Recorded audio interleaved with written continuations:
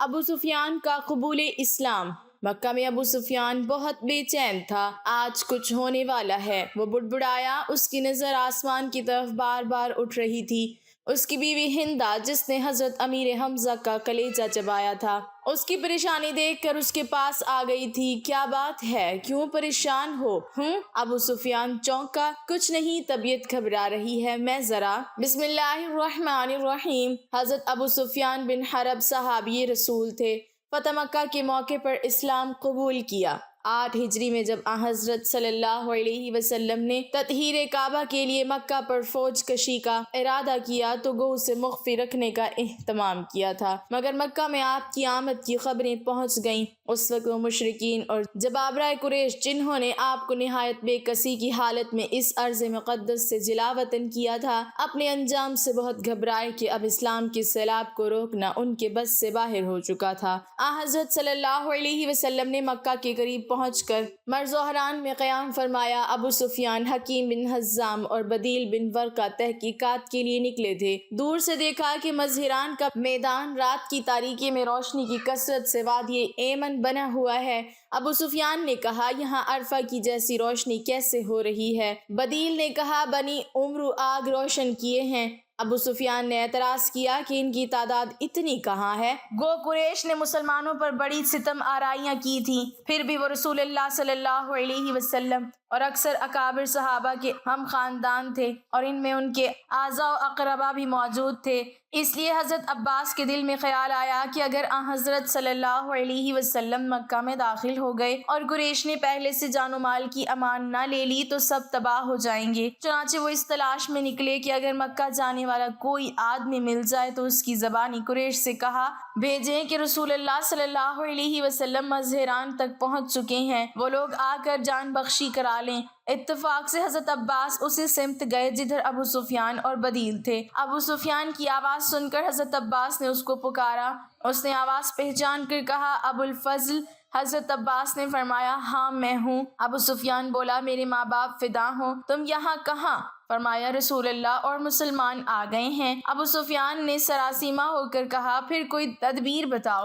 حضرت عباس نے ان کے ساتھیوں کو لٹا دیا اور انہیں عفو تفسیر کے لیے اپنے ساتھ سوار کر کے رسول اللہ صلی اللہ علیہ وسلم کی خدمت میں لے چلے۔ حضرت عباس ابو سفیان کو لے تو چلے، مگر وہ اشتہاری مجرم تھا اور تمام مسلمان اس سے خوار کھاتے تھے۔ روشنی کی کثرت مزید بھی راز فاش کیے دیتی تھی۔ قدم قدم پر لوگ سوال کرتے تھے کہ یہ کون ہے، لیکن پھر رسول اللہ صلی اللہ علیہ وسلم کا اونٹ اور حضرت عباس کو دیکھ کر سمجھ جاتے کہ رسول اللہ صلی اللہ علیہ وسلم کے چچا ہیں۔ حضرت عباس لوگوں کی نظریں بچاتے ہوئے آ رہے تھے، لیکن وہ حضرت عمر کی فرودگاہ کے سامنے سے گزرے تو انہوں نے ابو سفیان کو پہچان لیا اور جوش غضب میں بے تاب ہو کر چلائے، او دشمنی خدا! خدا کا شکر ہے کہ اس نے بلا کسی عہد و پیمان اور ذمہ داری کے تجھ پر قابو دے دیا۔ مگر حضرت عباس ساتھ تھے، اس لیے حضرت عمر سیدھے حضرت صلی اللہ علیہ وسلم کی خدمت میں گئے، لیکن حضرت عباس ان سے پہلے پہنچ چکے تھے۔ حضرت عمر نے عرض کیا، یا رسول اللہ صلی اللہ علیہ وسلم، یہ ابو سفیان ہے،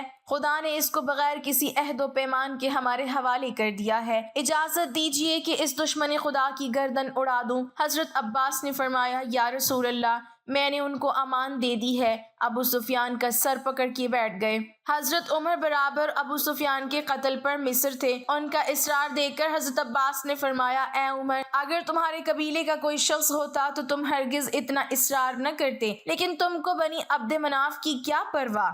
حضرت عمر نے اس طنز کے جواب میں کہا، عباس، خدا کی قسم مجھ کو تمہارے اسلام کی اتنی خوشی ہوئی کہ اپنے باپ خطاب کے اسلام لانے سے نہ ہوتی۔ حضرت صلی اللہ علیہ وسلم نے حضرت عباس سے فرمایا، اس وقت انہیں لے جا کر اپنے پاس سلاؤ، صبح کو فیصلہ کیا جائے گا۔ اس ارشاد پر حضرت عباس ابو سفیان کو ساتھ لے گئے، رات بھر پاس رکھا اور صبح کو حسب ہدایت بارگاہ نبوی صلی اللہ علیہ وسلم میں لا کر حاضر کیا۔ اس وقت اسلام اور مسلمانوں کا سب سے بڑا دشمن حضرت صلی اللہ علیہ وسلم کی خون کا پیاسا، جس نے آپ کی تحقیر و تذلیل اور جان لینے تک میں کوئی تعامل نہ کیا تھا، مسلمانوں کو طرح طرح کی اذیتیں دی تھیں، اسلام کے استحصال میں کوئی دقیقہ اٹھا نہ رکھا تھا، بے کس و ناچار اور بے حامی و مددگار بارگاہ رسالت میں حاضر تھا، اور رحمت للعالمین صلی اللہ علیہ وسلم کے دامن عفو و کرم کے علاوہ دنیا میں اس کے لیے کوئی جائے پناہ نہ تھی۔ بارگاہ رسالت سے اس سنگین مجرم کے لیے قتل کی سزا نہیں تجویز ہوتی، قید خانے کی 4 دیواری میں بند نہیں کیا جاتا،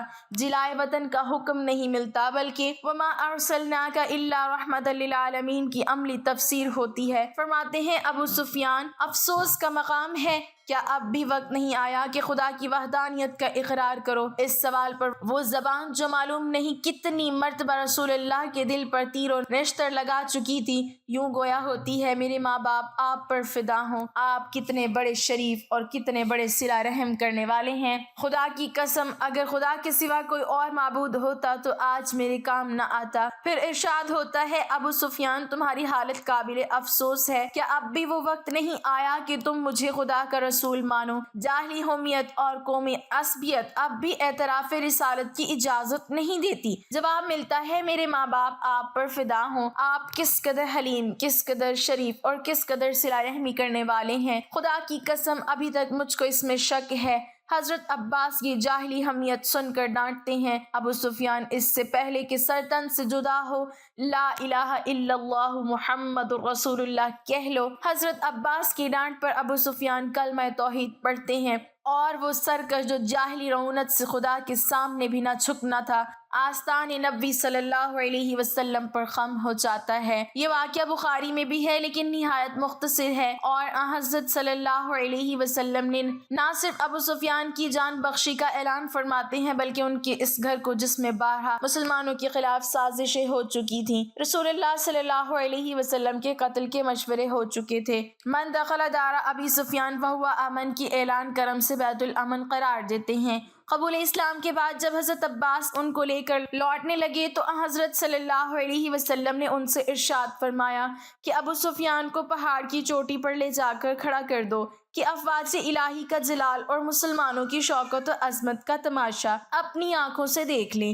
اس ارشاد پر حضرت عباس نے انہیں لے جا کر کھڑا کر دیا۔ تھوڑی دیر کے بعد دریائے اسلام میں تلاطم پیدا ہوا، ہر قبیلہ کے پرچم گزرنے لگے، پہلے غفار کا پرچم نظر آیا، پھر جہینہ، ندیم اور سلیم یکے بعد دیگرے ہتھیاروں میں ڈوبے تکبیر کے نعرے لگاتے ہوئے گزرے، سب سے آخر میں انصار کا قبیلہ اس شان سے پرچم لہراتا ہوا نکلا کہ ابو سفیان متحیر ہو گئے اور پوچھا یہ پرچم کس کا ہے؟ حضرت عباس نے نام بتایا۔ دفعتاً سردار فوج حضرت سعد بن عبادہ ہاتھ میں علم لیے ہوئے برابر سے گزرے، ابو سفیان کو دیکھ کر پکار اٹھے آج گھمسان کا دن ہے، آج کعبہ حلال کر دیا جائے گا۔ ابو سفیان گھبرا گئے اور حضرت عباس سے کہا آج میری حفاظت تمہارے اوپر فرض ہے۔ سب سے آخر میں کوکبہ رسالت نمودار ہوا، حضرت زبیر بن عوام کے ہاتھوں میں علم تھا۔ حضرت صلی اللہ علیہ وسلم ابو سفیان کے قریب سے گزرے اور جمال مبارک پر ان کی نظر پڑی تو بآواز بلند پکار کر کہا آپ کو معلوم ہے ابی سعد بن عبادہ کیا کہہ گئے ہیں؟ پوچھا کیا کہا؟ ابو سفیان نے بتایا، ارشاد فرمایا غلط ہے، آج کعبہ کی عظمت کا دن ہے، آج اس پر غلاف چڑھایا جائے گا۔ مکہ میں ابو سفیان بہت بے چین تھا، آج کچھ ہونے والا ہے، وہ بڑبڑایا۔ اس کی نظر آسمان کی طرف بار بار اٹھ رہی تھی۔ اس کی بیوی ہندا جس نے حضرت امیر حمزہ کا کلیجہ چبایا تھا اس کی پریشانی دیکھ کر اس کے پاس آ گئی تھی۔ کیا بات ہے، کیوں پریشان ہو؟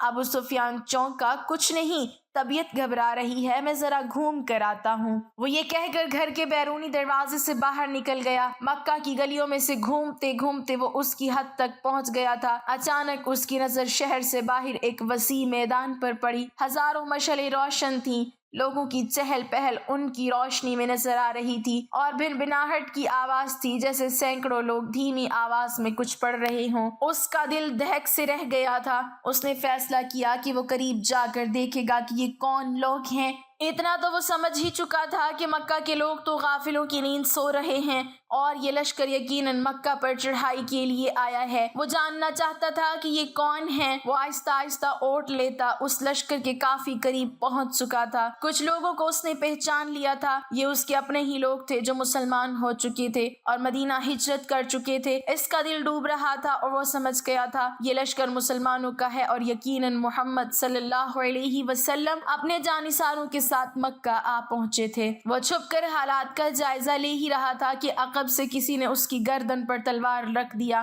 اس کا اوپر کا سانس اوپر اور نیچے کا نیچے رہ گیا۔ لشکر کے پہرے داروں نے اسے پکڑ لیا تھا اور اب اسے بارگاہ محمد صلی اللہ علیہ وسلم میں لے جا رہے تھے۔ اس کا ایک ایک قدم کئی من کا ہو چکا تھا۔ ہر قدم پر اسے اپنے کرتوت یاد آ رہے تھے۔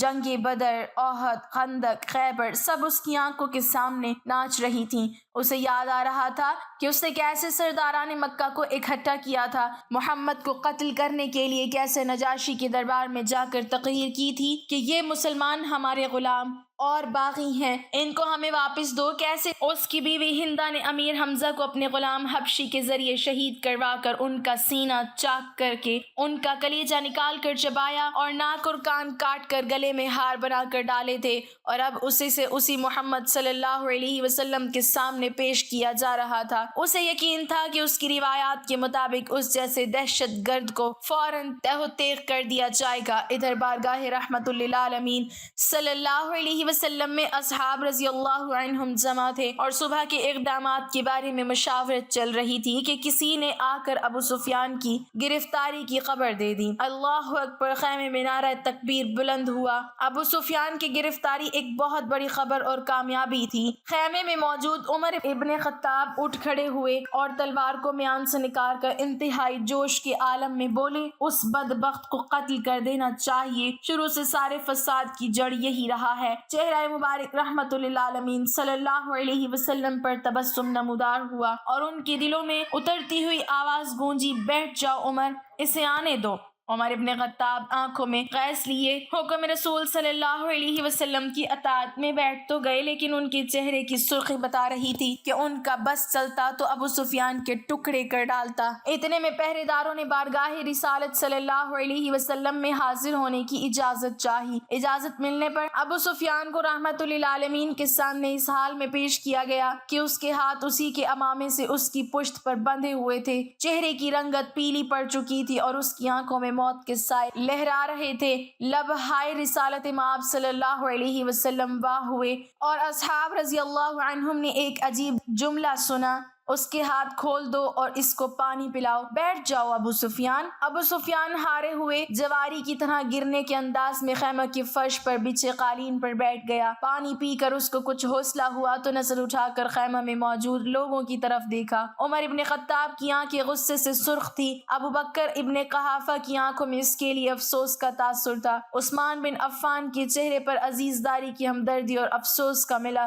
جلا تاثر تھا، علی بن ابی طالب کا چہرہ سپاٹ تھا، اسی طرح باقی تمام اصحاب کے چہروں کو دیکھتا دیکھتا آخر اس کی نظر محمد صلی اللہ علیہ وسلم کے چہرے مبارک پر آ کر ٹھہر گئی، جہاں جلالت و رحمت کی خوبصورت امتزاج کے ساتھ کائنات کی خوبصورت ترین مسکراہٹ تھی۔ کہو ابو سفیان، کیسے آنا ہوا؟ ابو سفیان کے گلے میں جیسے آواز ہی نہیں رہی تھی، بہت ہمت کر کے بولا، میں اسلام قبول کرنا چاہتا ہوں۔ عمر ابن خطاب ایک بار پھر اٹھ کھڑے ہوئے، یا رسول اللہ، یہ شخص مکاری کر رہا ہے، جان بچانے کے لیے اسلام قبول کرنا چاہتا ہے، مجھے اجازت دیجیے میں آج اس دشمن ازلی کا خاتمہ ہی کر ڈالوں۔ ان کے منہ سے کف جاری تھا۔ بیٹھ جاؤ عمر، رسالت مآب صلی اللہ علیہ وسلم نے نرمی سے پھر فرمایا، بولو ابو سفیان، کیا تم واقعی اسلام قبول کرنا چاہتے ہو؟ جی یا رسول اللہ صلی اللہ علیہ وسلم، میں اسلام قبول کرنا چاہتا ہوں۔ میں سمجھ گیا ہوں کہ آپ اور آپ کا دین بھی سچا ہے اور آپ کا خدا بھی سچا ہے، اس کا وعدہ پورا ہوا۔ میں جان گیا ہوں کہ صبح مکہ کو فتح ہونے سے کوئی نہیں بچا سکے گا۔ چہرہ رسالت مآب صلی اللہ علیہ وسلم پر مسکراہٹ پھیلی۔ ٹھیک ہے ابو سفیان، تو میں تمہیں اسلام کی دعوت دیتا ہوں اور تمہاری درخواست قبول کرتا ہوں، جاؤ تم آزاد ہو۔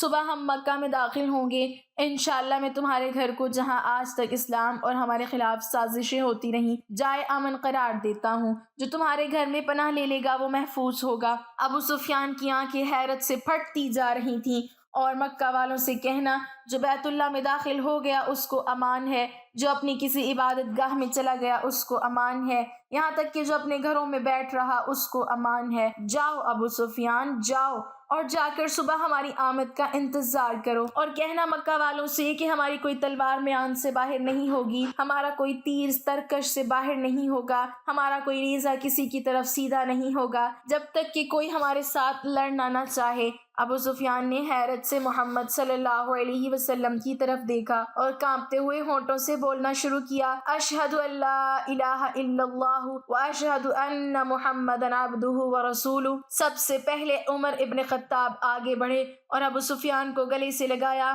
مرحبا اے ابو سفیان، اب سے تم ہمارے دینی بھائی ہو گئے، تمہاری جان مال ہمارے اوپر ویسے ہی حرام ہو گیا جیسا کہ ہر مسلمان کا دوسرے پر حرام ہے۔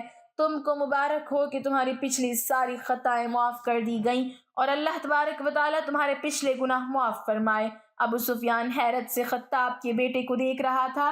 یہ وہی تھا کہ چند لمحے پہلے جس کی آنکھوں میں اس کے لیے شدید نفرت اور غصہ تھا اور جو اس کی جان لینا چاہتا تھا، اب وہی اس کو گلے سے لگا کر بھائی بول رہا تھا۔ یہ کیسا دین ہے، یہ کیسے لوگ ہیں؟ سب سے گلے مل کر اور رسول اللہ صلی اللہ علیہ وسلم کے ہاتھوں پر بوسہ دے کر ابو سفیان خیمے سے باہر نکل گیا۔ وہ دہشت گرد ابو سفیان کے جس کے شر سے مسلمان آج تک تنگ تھے، انہی کے درمیان سے سلامتی سے گزرتا ہوا جا رہا تھا، جہاں سے گزرتا اس اسلامی لشکر کا ہر فرد، ہر جنگجو، ہر سپاہی جو تھوڑی دیر پہلے اس کی جان کے دشمن تھے، اب آگے بڑھ بڑھ کر اس سے مصافحہ کر رہے تھے، اسے مبارکباد دے رہے تھے، خوش آمدید کہہ رہے تھے۔ اگلے دن مکہ شہر کے حد پر جو لوگ کھڑے تھے ان میں سب سے نمایاں ابو سفیان تھا۔ مسلمانوں کا لشکر مکہ میں داخل ہو چکا تھا۔ کسی ایک تلوار، کسی ایک نیزے کی یعنی کسی ایک تیر کی نوک پر خون کا ایک قطرہ بھی نہیں تھا۔ لشکر اسلام کو ہدایت مل چکی تھی، کسی کے گھر میں داخل مت ہونا، کسی کی عبادت گاہ کو نقصان مت پہنچانا، کسی کا پیچھا مت کرنا، عورتوں اور بچوں پر ہاتھ نہ اٹھانا، کسی کا مال نہ لوٹنا۔ بلال حبشی آگے آگے اعلان کرتا جا رہا تھا، مکہ والوں، رسول خدا صلی اللہ علیہ وسلم کی طرف سے آج تم سب کے لیے عام معافی کا اعلان ہے، کسی سے اس کے سابقہ اعمال کی باز پرس نہیں کی جائے گی، جو اسلام قبول کرنا چاہے وہ کر سکتا ہے، جو نہ کرنا چاہے وہ اپنے سابقہ دین پر رہ سکتا ہے۔ سب کو ان کے مذہب